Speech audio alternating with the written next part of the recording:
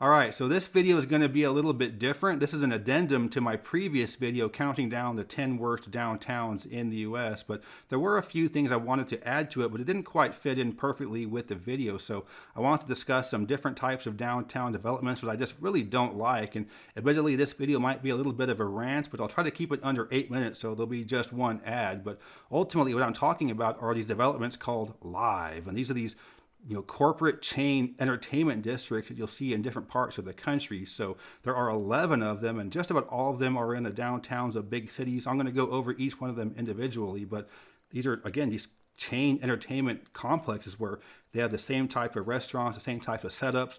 They're already kind of prefab, ready to go. They have contracts already with some of the restaurants. You'll see the Guy Fieri one at these, and the Gordon Bierce breweries, and the PBR bull riding thing, and they used to have the ESPN zone back in the day, but it's all the same kind of restaurants and things you would see often out in suburbs or just other, suburban outlet mall type areas. So these have come into many downtowns throughout the years. And again, there are 11 of them. And I was doing the worst downtowns in the country, and several of these have these live developments. And some of the other ones that do have the live developments are not the best downtowns, even though I didn't put them in the bottom 10.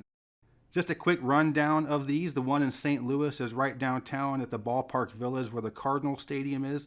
The Louisville one is also right downtown. Kansas City one is Power and Light District. It's also in the heart of the CBD. Atlanta one is at the Battery. Another one that's right downtown next to the baseball stadium. The one in Orlando actually isn't open yet. The one in Norfolk is the most recently opened one, but there's one in Orlando coming soon. So guess what, Orlando? You can now enjoy live as well. The one in Nashville, I think, is probably the most disappointing one because it doesn't need this. The last thing Nashville downtown needs is something fake like this. I'm really disappointed in that one. You also have, I'm not sure why it mentions Kansas City twice, but Baltimore is, again, the corporate headquarters one. That's the original one. There's one in Arlington, Texas, excuse me. That one makes the most sense, being suburban. It's not really downtown of the two big cities in the metro. I like Vivo, Miami. They're going with Spanish. This one actually isn't downtown, so if it's not downtown, I guess it's okay, but it is still kind of lame to have one of these things in your city. Philadelphia is one downtown next to the stadium as well, and that one, again, I think is the best downtown that has one of these. And then the one in Norfolk is the newer one. So maybe Nashville's downtown is better than Philly, but either way, the downtowns that have these are not great ones for the most part, and where these things are, I think, are located in places that really could use almost anything other than these live things. I don't think these live developments on their own make these CBDs bad. I think what happens is these are struggling CBDs, and this live company comes to them and says, hey, we have this ready to go prefab entertainment district. We can put it right downtown. It's going to bring people to your city. It's going to bring people to the focal point. We have this, it's already ready to go entertainment just in a can.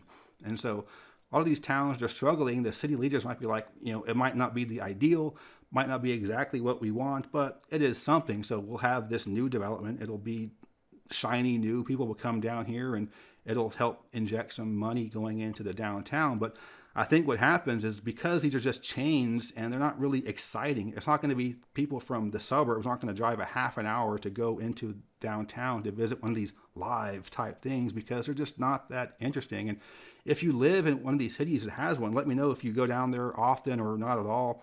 I can see maybe you have, there's a concert you might want to go down to. But what happens a lot of times is somebody will go on tour and they're just going on tour to these things. I think Tracy Lawrence is right now on tour and he's hopping from one live to another. So, I can see maybe going down there every now and then, but in terms of the focal point, the highlight of entertainment downtown, I think it's pretty weak. And I believe the original one was in Baltimore. So that's where the company's headquartered, and they used an old power plant there. It was really cool. It was a nice idea to turn this power plant into some redevelopment, make it something interesting for people to come downtown to. And it is, I guess, but the original one, I guess you can always say the original one's okay, but when you do the exact same thing and rubber stamp it in other cities, I don't think it works too well. Kansas City has one called the Power and Light District. It's just, that's not what downtown KC needs. It needs more something that makes it very KC-ish, not another one of these live type things. And, there are other ones in Atlanta and Miami, and the newest one is in Norfolk, Virginia. That's, I believe, the smallest metro that has one of these. But there are many other ones in the country. About the only one I can really say is okay, that I'm okay with, is the one in Arlington, Texas, because that's a suburb anyway.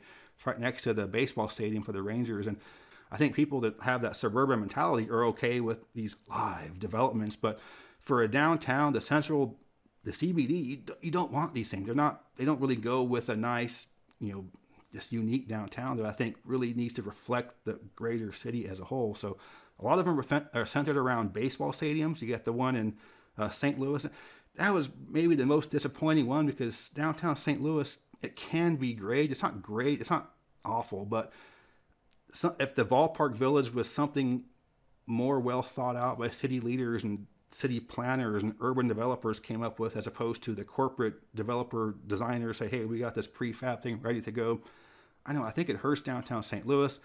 I think it hurts downtown. I think it hurt downtown Kansas City, Baltimore, all of them. So again, I don't think these things inherently are what make them bad. I think these downtowns were bad originally, and they were willing to listen to any kind of snake oil salesman development to come in there. And now you got these live things, and 11 of them. I think the Norfolk one's the only kind of recent one. I think the other ones are, I don't think cities are really looking to add one of these. And you think about the cities in the U.S. that do have a great downtown, they don't have one of these things. And again, I think only Philadelphia would be the only one of these that has one where it's, it's considered at least an okay downtown. So, again, this is suburban type stuff. So I would like to see more unique type developments, going in these cities. And I mentioned it in the video counting down the worst downtowns, that you need imaginative city leaders, and a lot of the mayors and city councils are focused on police and crime and public works, that kind of stuff, and that's fine. That's what they should be focused on. But the people that are, you need actual city planners, actual urban geographers,